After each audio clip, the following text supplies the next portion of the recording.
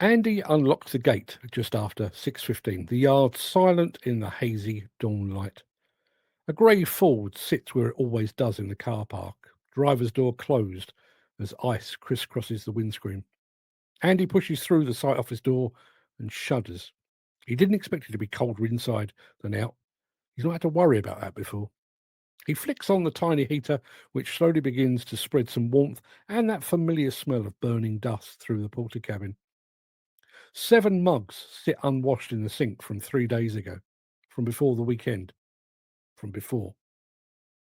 He's never considered it before, but his mug, all the mugs, were usually clean when he arrived. He washes them, dries them, and sets 6 by the kettle.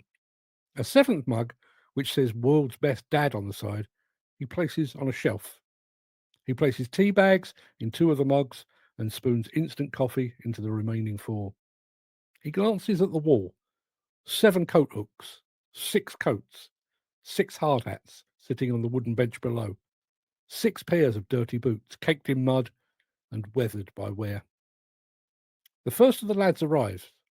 Terry trudges in, his dirty trainers scuffing the floor.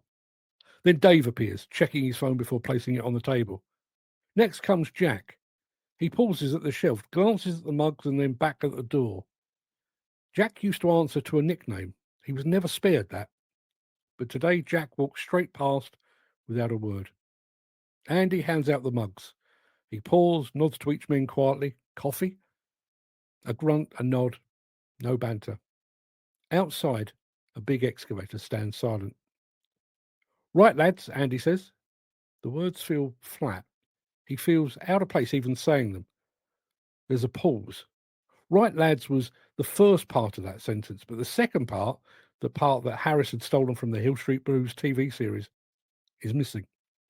One of the boys, Dave probably, mutters, "Let's be careful out there," under his breath. He says it quietly, but those words land like falling debris in the hush. The crew strides across the site. They know what to do. They've done it 1,000 times, and yet they hesitate, like an orchestra waiting for the conductor to give them the nod. But they start work. Terry's cutting steel, Dave's processing concrete, and Jack scans the yard, looking for a cue that doesn't come. The radio, which is usually crackling with banter and stupid jokes, is silent. Break time. 6 of them across 2 benches. The seat beside Jack remains empty. Lunch wrappers rustle, but the usual laughter is absent. Jack reaches for his mug as though he's preparing to answer the shout of Spock. Jack made the mistake of telling Harris that he didn't do emotions once. Harris immediately seized on it and named him Spock. The nickname never caught on with the rest of the lads, but it's been a private joke between Jack and his mentor ever since. Andy picks up a wrapper, flicks it towards the bin. He glances at the shelf. The World's Best Dad mug catches his eye.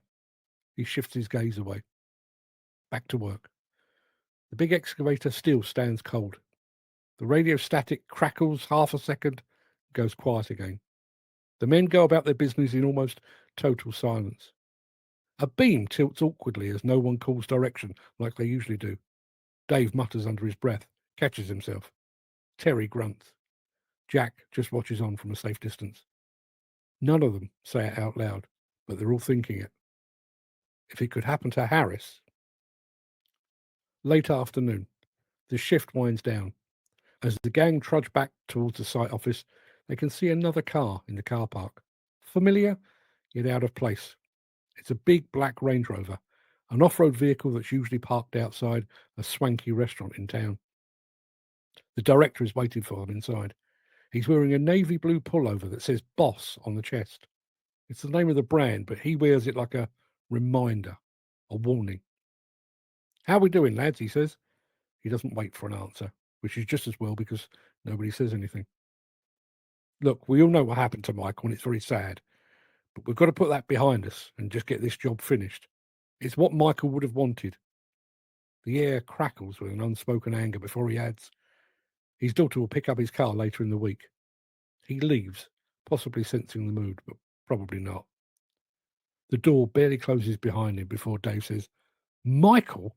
Nobody called him Michael. He was Harris." Terry kicks a boot across the floor. "Michael would have wanted us to get the job finished. That prick couldn't pick Michael out of a lineup.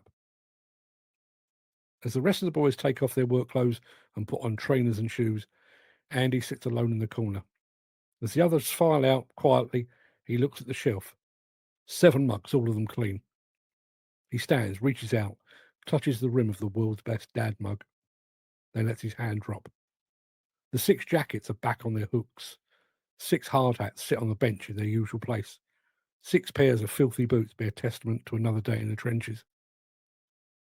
While he locks the door, that Ford remains parked in its corner, the ice still gathering on its windscreen.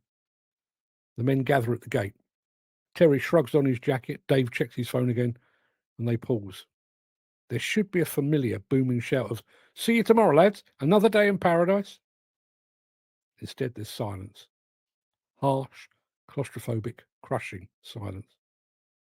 Because on Friday, the man who wore the hard hat with the West Ham badge peeling off it, the man who always arrived first and switched on the heater, the man who left last after he'd washed up the mugs, the man who'd tell them, "Let's be careful out there," the man who'd given Jack the nickname Spock, was killed on this very site just a few days ago. An accident at work. Avoidable and unnecessary. They'd all agreed to come back to work today to finish what Harris had started, but now it feels too soon, too empty. Andy walks across the car park, past that grey Ford, and he allows his hand to glide across the bonnet. The warmth of his hand melts some of the ice, but the car feels cold. Too cold. Not just icy, but empty, devoid of life. He starts his own car and waits for the heater to melt the ice on the windscreen. "See you tomorrow, lads," he thinks. He hears it in Harris's voice. Another day in paradise.